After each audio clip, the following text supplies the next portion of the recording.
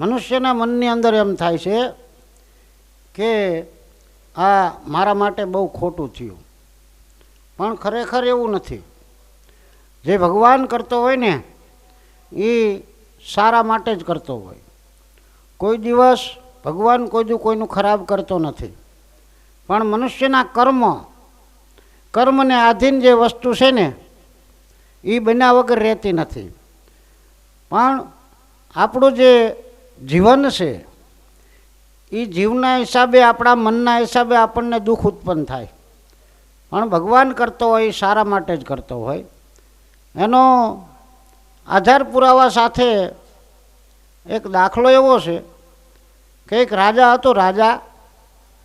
હવે આ રાજા જ્યારે પોતાના ગુરુ આવે ને ત્યારે ભગવાન આવ્યા હોય એટલું માન આપી અને ગુરુના ચરણની અંદર વંદના કરવા બેસી જાય, પગની ચંપી કરવા બેસી જાય, સેવા કરવા બેસી જાય. એવામાં એક દિવસ બન્યું એવું કે બરાબર એના ગુરુ આવ્યા એટલે ગુરુની સેવા કરવા માટે રાજા પોતે ખડે પગે ત્યાં હાજર રહ્યો. પણ એ દિવસને માથે ફળાદી લઈ અને ગુરુની સેવા કરવા ચપ્પુ લઈ, ચાકુ લઈ અને જે સફરજન લઈને આવ્યા હતા એ પોતે રાજા બેઠો બેઠો કાપવા લાગ્યો. કાપતો જાય અને પોતાના ગુરુને ખવડાવતો જાય. હવે એમાં સફરજનને કાપતા કાપતા રાજાને એ ચાકુ વાગી ગયું. ચાકુ વાગતાની સાથે જ પોતાની જમણી હાથની આંગળી હતી ને એ ચાકાના હિસાબે કપાઈ ગઈ એટલે લોહી નીકળ્યું. બે ત્રણ એના સેવકો હતા એ દોડ્યા અને બાપુને હાથ જાલીને પાટો બાંધવાની કોશિશ કરવા માંડ્યા મહારાજાને. પણ સામે એના ગુરુ બેઠા હતા.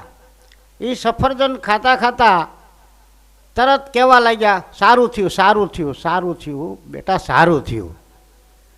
પણ રાજા જે મનુષ્ય લોકની અંદર હતો એટલે એને વિચાર થયો કે આ મને ચાકુ લાગ્યું, મારી આંગળી કપાઈ ગઈ, છતાં ગુરુ મહારાજ કહે સારું થયું. બાપુ તમે કે ખરા છો, મારી આંગળી એક કપાઈ ગઈ અને તમે એમ કહો છો કે સારું થયું. હવે મારે આંગળી વગરનો તો હું થઈ ગયો અને તમે કહો સારું થયું. ભલે એને ગુરુને કાંઈ કીધું નહીં, પણ મનની અંદર ડાઘ બેહી ગયો કે મને આટલું દુઃખ થયું તો મારા ગુરુ તો એમ કહે છે કે સારું થયું. હવે આ વાતને 5-6 મહિના વીતી ગયા એટલે રાજાને ખબર નહીં. પ્રધાનને લઈ અને જંગલની અંદર જંગલ ચર્ચા કરવા માટે નીકળ્યા, ફરવા માટે નીકળ્યા. એમાં જે પોતાના પ્રધાનનો ઘોડો હતો એ અને રાજાનો ઘોડો અને એની સાથે એક સેવક હતો, આ ત્રણેય જણા ભૂલા પડી ગયા. ભૂલા પડતા જંગલની અંદર હાયલા જાય છે.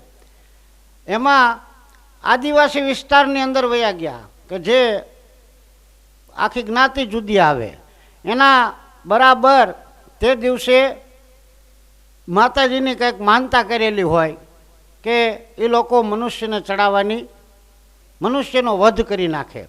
આવા માણસોની અંદર વચ્ચે પોતાનો ઘોડો ભૂલો પડ્યા એટલે રાજા તો એ જંગલની અંદર એકલા થઈ ગયા. પ્રધાન આ બાજુ વયા ગયા અને ઓલો માણસ બીજી બાજુ વયો ગયો. રાજા એકલા થઈ ગયા. હવે વિચાર કર્યો કે હવે મારે જાવું ક્યાં. એમાં ભીલ લોકો જે હતા એને આ મહારાજાને પકડી લીધા. પકડી અને પોતાના જે રાજા હતા એની પાસે લઈ ગયા કે ભાઈ આજ આ જંગલની અંદર આ એક મનુષ્ય અમને મળ્યો છે, બાકી કોઈ મળ્યું નથી.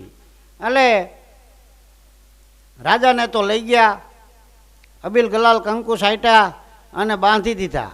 અને જે જંગલનો રાજા હતો એ રાજાએ એક મોટી ખડગ લઈ અને પોતાના દેવીની સામે રાજાને ઊભો રાખ્યો અને એ ખડગથી રાજાનું માથું કાપવાનું હતું.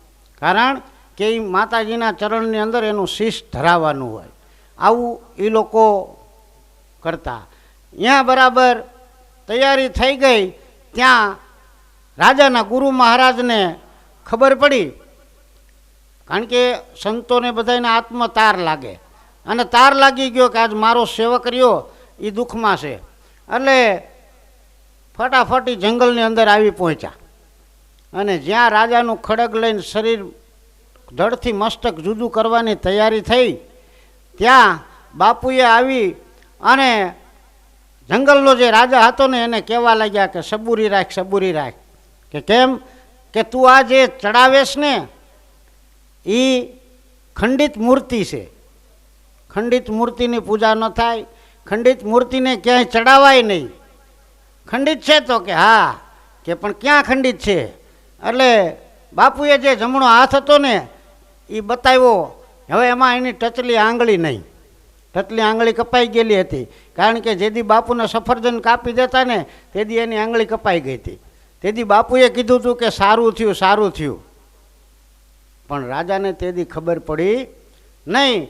આજ બરાબર જ્યારે પોતાનું મસ્તક કપાવવાની તૈયારી થઈ ને ત્યારે ટચલી આંગળી નહોતી. એના હિસાબે જંગલના રાજાએ તરત એને કહી દીધું કે ભાઈ આ તો ખંડિત મૂર્તિ છે, આને ચડાવાય નહીં, નકર આપણા માતાજી અભડાઈ જાય. એટલે રાજાને છોડી મૂક્યો. રાજાને ત્યારે મનની અંદર એમ થયું કે આ મારી ટચલી આંગળી જો આજ આખી હોત ને તો મારું માથું વયું જાત, હે, ધડથી મસ્તક મારું જુદું થઈ જાત. માટે ભગવાન કરે છે ને એ સારા માટે કર્યું છું. તરત ગુરુને પગે લાગ્યો કે બાપુ તેદી મને મનની અંદર એમ થયું હતું કે મારી આંગળી કપાઈ ગઈ, અને મને બાપુ કે સારું થયું, સારું થયું. પણ આજ મને સમજાણું કે તેદી જે થયું એ સારું થયું. કારણ કે આ આપણે મનુષ્ય છીએ ને એટલે આપણા મગજને ભગવાન કરતો હોય હારા હાટું જ કરતો હોય, કોઈ દી ખરાબ હાટું કરતો ન હોય. પણ આપણને આત્માને દુઃખ થવા માંડે કે આ મારા માટે ભગવાને આવું મોકલ્યું, મારા માટે આવું મોકલ્યું. મને કોઈક રૂપિયાવાળાને અહીંયા જન્મ દીધો હોત તો સારું હતું, મને કોઈકને અહીં જન્મ દીધો હોત તો સારું હતું. પણ કર્મે લખ્યું કીર્તારને ધાર્યા ધણી ના થાય. ભગવાને જે ધાર્યું હોય એ જ થાય, આપણા મનુષ્યથી કંઈ થતું નથી. એટલે મારો કહેવાનો ભાવાર્થી છે કે ઈશ્વર કરતો હોય એ હારા હાટું કરતો હોય, કોઈ દિવસ ખરાબ હાટું કરતો ન હોય. માટે ટચલી આંગળીના હિસાબે આજ મહારાજા બચી ગયો અને ગુરુને પગે લાગી પાછા ગુરુની સેવામાં લાગી ગયો. એટલે ભગવાન કરતા હોય હારા હાટું જ કરતા હોય, કોઈ દી ખરાબ કરે નહીં.